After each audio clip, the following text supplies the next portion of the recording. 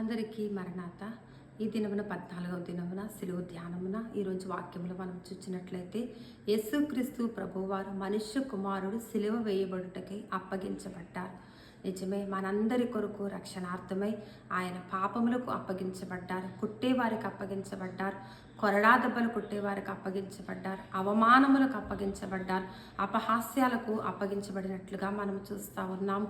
ఈ దినమున ప్రభు మన కొరకు తన్ను తాను ఒక అర్పణముగాను, ఒక పానార్పణముగా ఆయన అర్పించుకున్నట్లుగా మనం చూస్తూ ఉన్నాం. ప్రియ విశ్వాసి, దేవుని ప్రేమను ఎరిగిన నీవు కూడా, మనమందరము కూడా మనము అప్పగించుకోవాలి.